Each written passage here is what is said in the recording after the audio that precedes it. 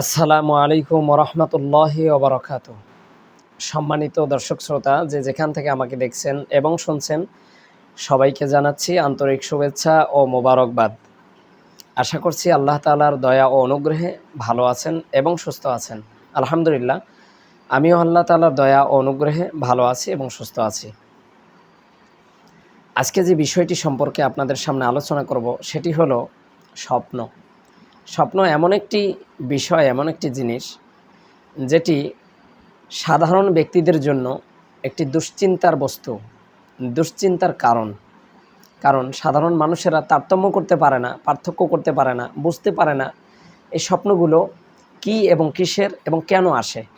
আসুন জানা যাক স্বপ্ন কত প্রকার ও কী কী, কোন স্বপ্ন কেমন, কোন স্বপ্নের ধরন কীরকম। স্বপ্ন মূলত তিন প্রকার: খেয়ালি, শয়তানি, রহমানি।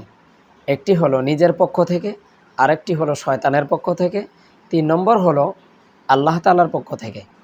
খেয়ালি স্বপ্ন হলো আপনি দিনের বেলা জাগ্রত অবস্থায় যে কাজকর্মগুলো করে থাকেন, যা নিয়ে ভাবেন, যা নিয়ে চিন্তা করেন, যা নিয়ে আলোচনা সমালোচনা করেন, সেটাই আবার রাত্রিবেলা ঘুমে ঘুমে দেখা।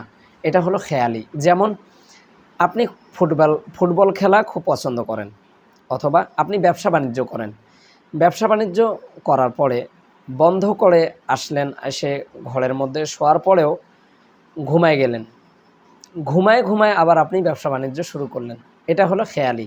আপনি দিনের বেলা যা করছেন তাই আবার রাত্রিবেলা দেখছেন। এটা হলো খেয়ালি। 2 নম্বর হলো শয়তানি, যেটা শয়তানের পক্ষ থেকে দেখানো হয়। যেমন শয়তান আপনাকে বলল, তোমার মনের আশা পূর্ণ হবে তুমি যদি একটি ছাগল বাবার নামে বা মাজারে গিয়ে তুমি সেটাকে মান্নত করো, বাবার নামে বা মাজারের নামে। এটা হলো শয়তানি। 3 নম্বর হলো রহমানি। রহমানি স্বপ্নটি মূলত আল্লাহ তাআলার নেককার, প্রিয়তম, মনোনীত বান্দাদেরকে দেখানো হয়। বিশেষ করে নবী রাসূলগণ এই স্বপ্নটি দেখে থাকেন। যেমন ইব্রাহিম আলাইহিস সালাম যে স্বপ্ন দেখেছেন তার সন্তানকে জবাই করছেন, এটা ছিল রহমানি, আল্লাহ তাআলার পক্ষ থেকে। জানা গেল 3 প্রকার স্বপ্ন। কেমন, কী ধরন।